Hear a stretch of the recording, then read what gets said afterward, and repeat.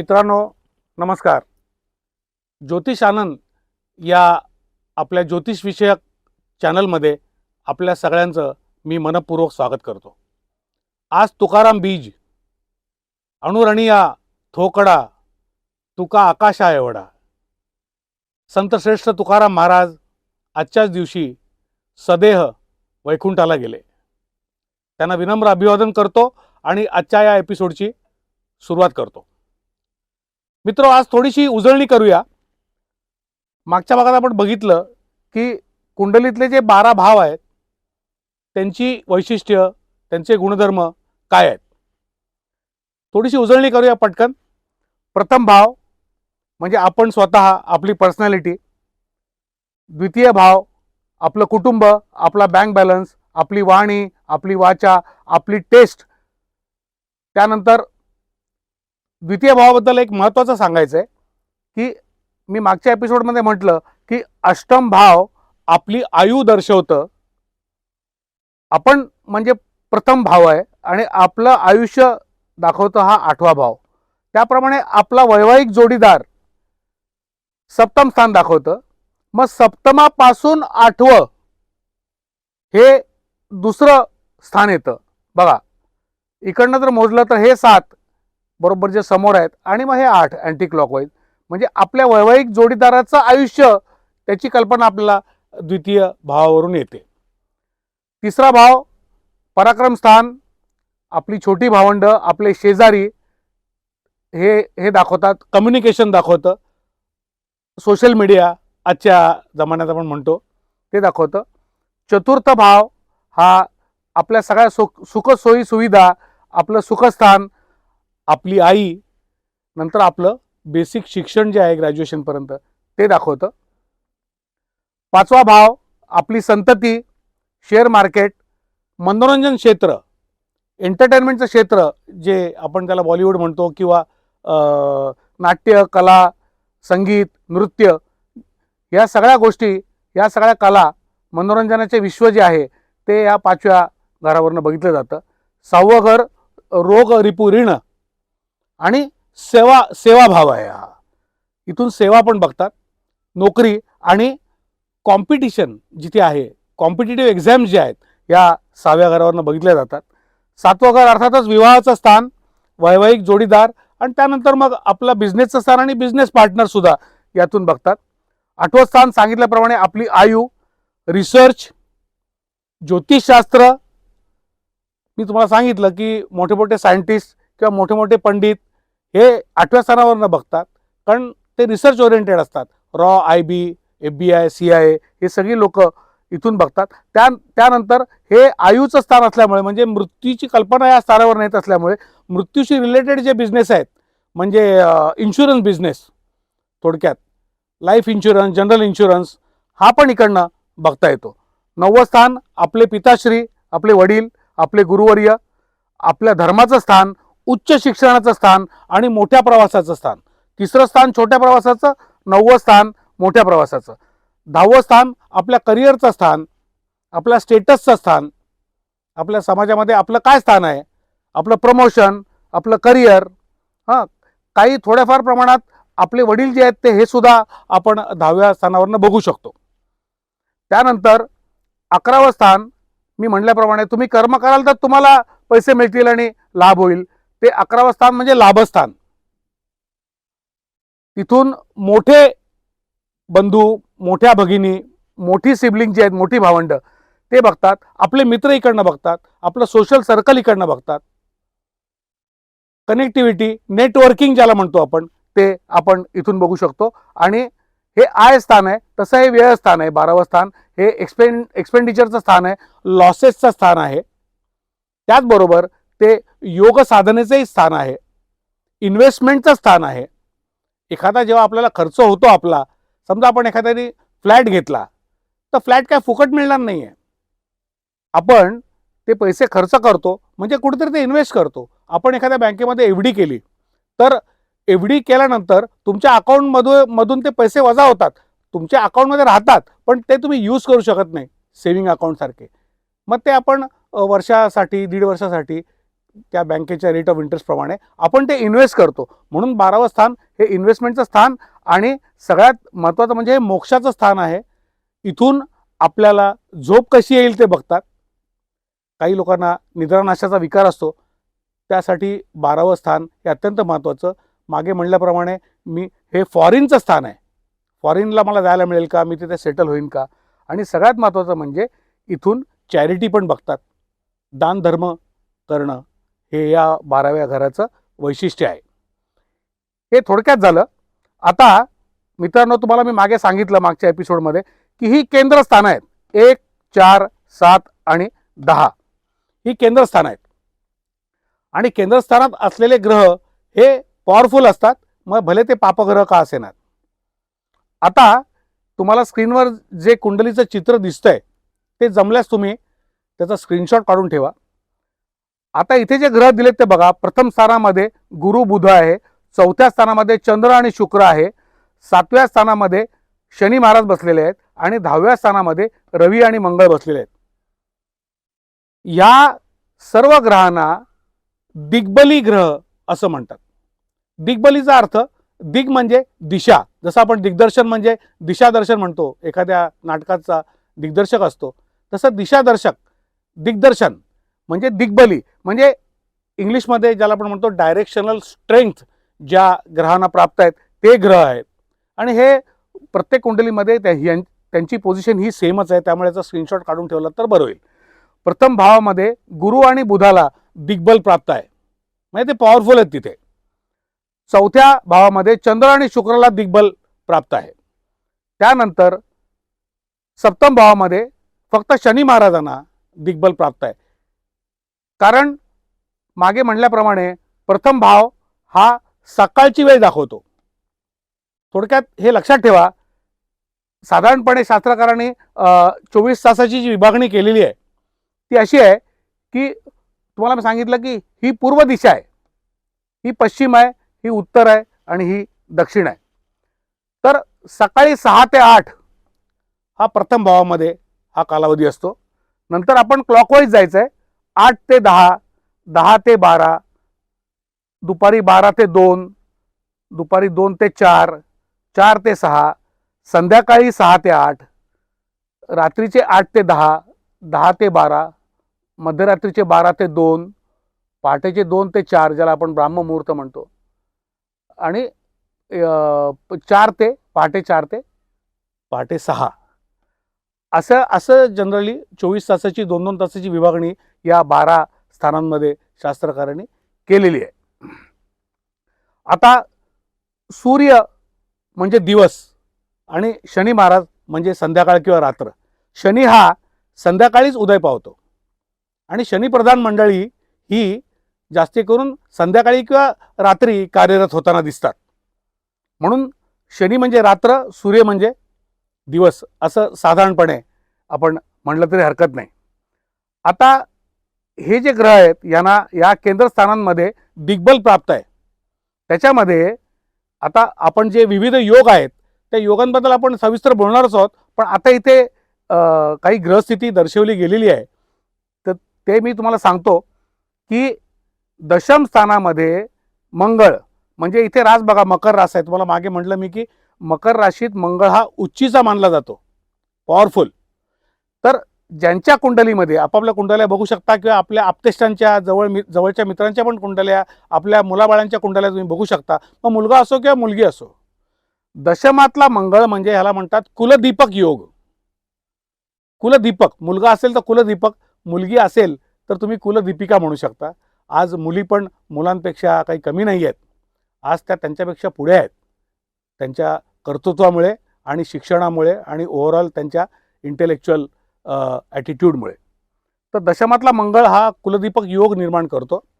तर असं हे दिग्बली हे जे 7 ग्रह आहेत त्याबद्दल आज तुम्हाला मी सांगितलं. आता मित्रांनो, जसं 12च्या 12 स्थानांचे जे गुणधर्म आहेत हे आपण आज बघितले, थोडी उजळणी पण केली. तर आता आपल्या शरीराचे अवयव सुद्धा जे आहेत ना ते सुद्धा या 12 स्थानांवरनं आपल्याला कळू शकतात. शास्त्रकारांनी त्याची विभागणी पण आपल्या शरीराच्या अवयवातून केलेली आहे. आता मागे सांगितल्याप्रमाणे प्रथम स्थानाकडे आपण लक्ष देऊया. प्रथम स्थान म्हणजे आपल्या मानेचा वरचा भाग आणि ओव्हरऑल आपली शरीरयष्टी कशी आहे. मानेचा वरचा भाग म्हणजे आपल्या चेहऱ्याची ठेवण, आपली कांती म्हणजे आपला रंग सावळा आहे का गोरा आहे, आपल्या डोळ्यांची ठेवण, हे सगळं आपल्या पहिल्या स्थानावरनं आपल्याला कळतं. ओव्हरऑल आपली पर्सनॅलिटी आणि आपलं बॉडी पोश्चर जे म्हणतो ते पहिलं स्थान शारीरिकदृष्ट्या. द्वितीय स्थानावरून मी म्हटल्याप्रमाणे उजवा डोळा हा बघितला जातो आणि आपलं स्वरयंत्र, आपली वाणी, आपली टेस्ट हे बघितलं जातं. त्याच्यानंतर तिसऱ्या स्थानामध्ये आपले लंग्स, आपली फुफ्फुसं जी आहेत ती बघितली जातात आणि आपले हात, दोन्ही हात खांद्यापासून ते आपल्या हाताच्या पंजांपर्यंत हे हात आणि आपलं लंग्स, फुफ्फुसं अत्यंत महत्त्वाचा शारीरिक अवयव हे बघितलं जातं. त्याच्यानंतर चौथं अत्यंत महत्त्वाचं स्थान असं आहे की तिथे आपण हृदयाचा विचार करतो. आपलं हार्ट हे इथून बघितलं जातं. आता मेडिकल ॲस्ट्रॉलॉजीचा हा थोडासा प्रकार आहे, पण सुचतंय मला, जसं जसं सुचतंय, मी कुठलंही मित्रांनो हे स्क्रिप्ट पाठ करून बोलत नाही, मी उत्स्फूर्तपणे बोलतो तुमच्याशी नेहमी. जसं मला आठवतंय त्याप्रमाणे मी तुम्हाला सांगायचा प्रयत्न करतो. चौथ्या स्थानामध्ये जर गोचरीचा सूर्य जर आला, कारण सगळी प्लॅनेट ही चलायमान आहेत, आपल्या कुंडलीमधली ग्रहांची स्थिती ही त्यावेळची असेल ते चित्र आलं, पण ग्रह हे थांबत नाहीत, ते फिरतायत.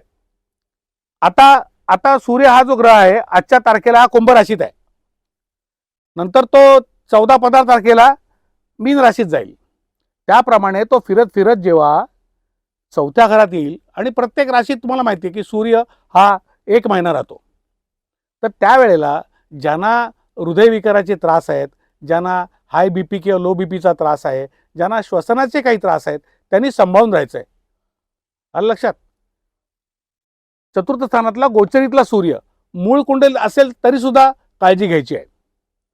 सूर्य मी मागे म्हणल्याप्रमाणे हाडांचा कारक आहे, डी विटॅमिनचा कारक आहे आणि ओव्हरऑल आपली जी इम्युनिटी आहे, कारण नवपंचम त्रिकोणातला आपला आत्माच तो आहे, त्यामुळे आपल्या कुंडलीतला डॉक्टर जर कोण असेल म्हणाल तर तोही सूर्यच आहे आणि हृदयविकारासारख्या विकाराला जबाबदार असलेला ग्रह सुद्धा सूर्य आहे. हे थोडंसं विरोधाभासी वाटेल मित्रांनो, पण हे सत्य आहे. तर चतुर्थ स्थानाचं हे महत्त्व आहे, इथून हृदयाचा विचार होतो. त्यानंतर पाचवं स्थान म्हणजे आपण ज्याला अपर ॲब्डोमेन म्हणतो, म्हणजे आपल्या बरगड्या संपल्या आणि नाभी प्रदेश, नाभी आणि बरगड्यांच्या मधला जो पोटाचा भाग आहे त्याला अपर ॲब्डोमेन आपण म्हणतो, त्याचा विचार 5व्या स्थानावरून होतो. मग 6व्या स्थानावरून नाभी आणि आपला मणिबंध, जो आपला कटिबंध जो आहे, कमरेचा भाग ज्याला आपण ओटीपोट म्हणतो, ओटीपोटाचा विचार तिथून होतो, कारण तिथे काही महत्त्वाचे अवयव तिथे म्हणजे किडनी, गॉल ब्लॅडर, नंतर त्याच्यानंतर लिव्हर, ह्या जे महत्त्वाचे ऑर्गन्स तिथे आहेत ते ओटीपोटामध्ये साधारणपणे आपल्याला बघायला मिळतात. आणि तिथे जर काही प्रॉब्लेम निर्माण झाला तर मेडिकल ॲस्ट्रॉलॉजीमध्ये डायग्नोसिस करताना बरेच वेळेला मोठे मोठे डॉक्टर ज्यांना ॲलोपॅथीच्या दृष्टीने काही वेळेला डायग्नोसिस करताना त्रास होतो, तेव्हा ते ॲस्ट्रॉलॉजिकल सल्ला घेतात की आम्हाला सांगा की ॲक्च्युली या आजाराचं मूळ कुठे आहे. तर ते 6वं स्थान आहे अत्यंत, कारण ते रोगरिपू ऋणाचं स्थान आहे, आजारपणाचं स्थान आहे, तर तिथे ते आपल्या शरीराचा अवयव हा ओटीपोट दाखवतं.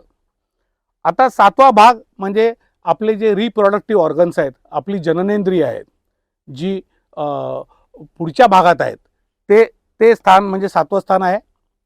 तसंच मागच्या बाजूची जी आपली ज्याला आपण रेक्टम म्हणतो किंवा मागच्या बाजूची जी इंद्रिय आहेत, गुप्तेंद्रिय, ते 8व्या घरावरनं आपण बघतो.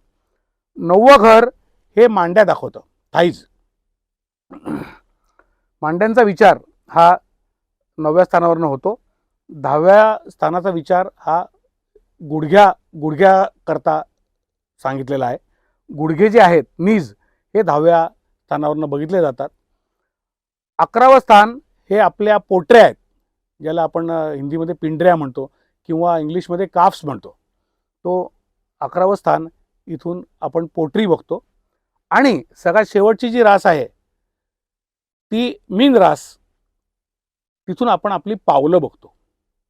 असा एक माझा स्वतःचा वैयक्तिक अनुभव आहे की ज्यांची रास मीन आहे ती पावलाची रास आहे. त्यामुळे अशा मुलांमध्ये किंवा मुलींमध्ये उपजत रिदम असतो आणि ते कुठल्याही कोरिओग्राफर शिवाय चांगलं उपजत नृत्य करू शकतात, असा माझा स्वतःचा अनुभव आहे. कारण ती पावलांची रास आहे.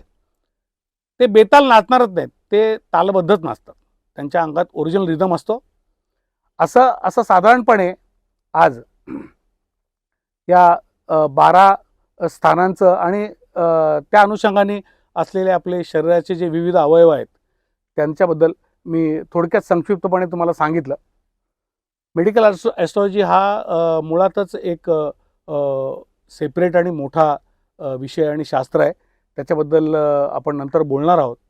पण आधी काही गोष्टी बेसिक तुम्हाला सांगाव्यात या दृष्टीने प्रत्येक भावाचं महत्त्व, प्रत्येक राशीची तत्व, स्वभाव आणि दिग्बली ग्रह कुठले आणि त्यांचं बळ कसं असतं आणि त्याचे परिणाम काय मिळतात हे मी आज सांगायचा प्रयत्न केलेला आहे.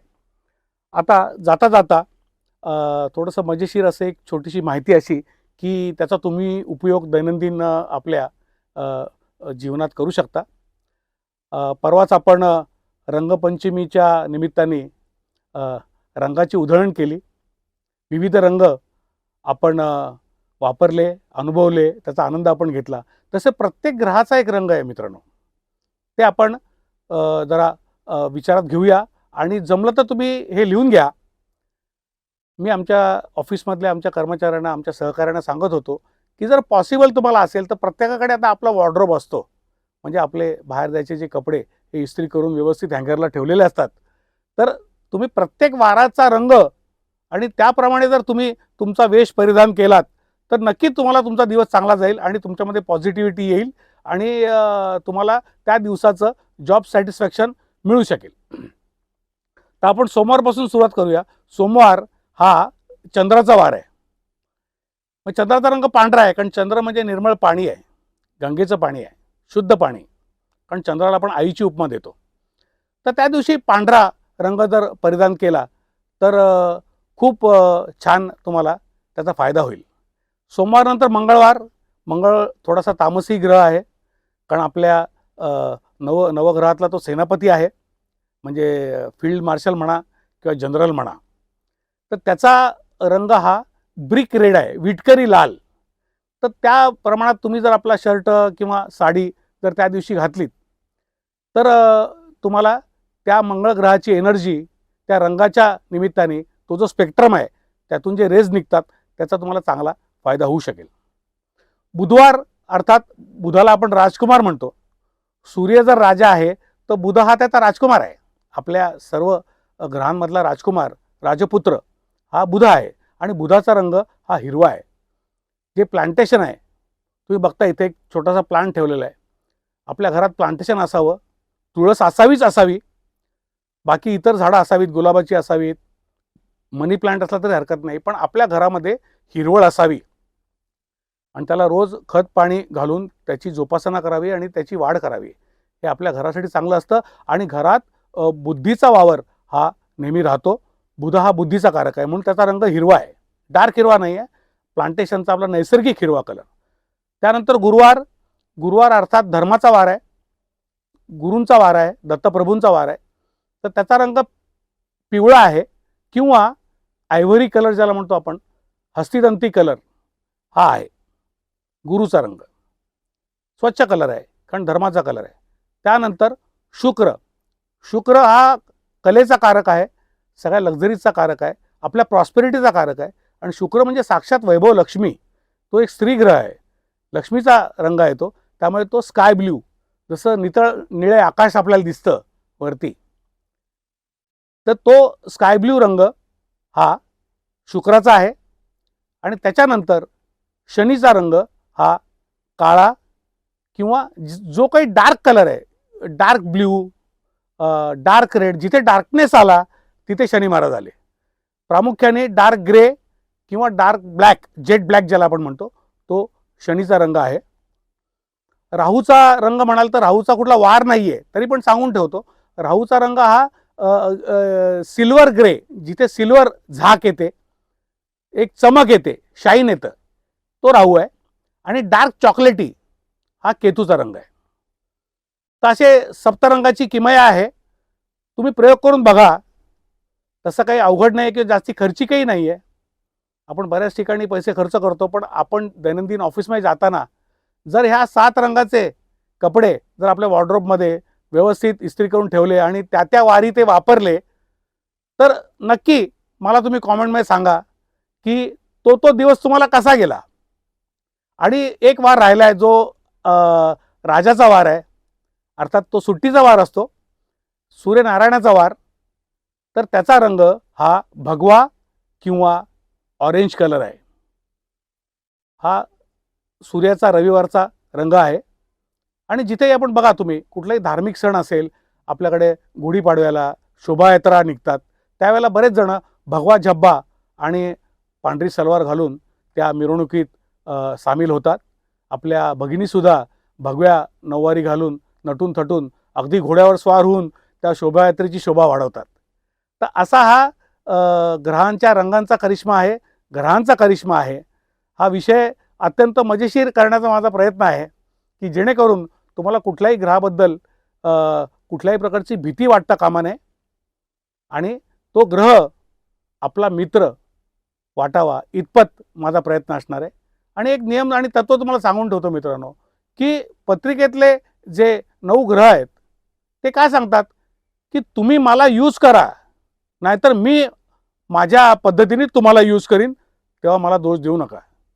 तसं प्रत्येक कुंडलीतल्या 12 घरातलं सगळे 12च्या 12 घरं जी स्थानं आहेत ती सांगतात की तू आम्हाला आमच्या गुणधर्माप्रमाणे जर यूज करत असशील. फॉर एक्झाम्पल, मी जर ज्योतिषशास्त्राचा अभ्यास करतोय तुमच्या सगळ्यांच्या साथीने, तर मी माझं 8वं स्थान ॲक्टिवेट केलेलं आहे, मी 8वं स्थान यूज करतोय, मग मला मृत्यूचं भय कसलं आलं हे लक्षात घ्या. मी 8वं स्थान यूज करतोय, रोज करतोय, गेली जवळजवळ 23-24 वर्ष झाली रोज ज्योतिषशास्त्राचा हौशेने का होईना अभ्यास करतोय, म्हणजे मी माझं 8वं स्थान यूज करतोय, मग मला 8व्या स्थानाची भीती बाळगण्याचं काय कारण आहे. तसं प्रत्येक घराचं मी तुम्हाला म्हटलं ना की प्रत्येक घर चांगलंही आहे आणि वाईटही आहे. तर त्याचा आपल्याला फायदा होतो. प्रत्येकाला यूज करा, कोणालाही वाईट समजू नका, कोणालाही चांगलं समजायचं कारण नाही. वाईटाला आपल्याला चांगलं करायचं आहे, आनंद द्यायचा आहे, आनंद घ्यायचा आहे, असाच घेत राहूया.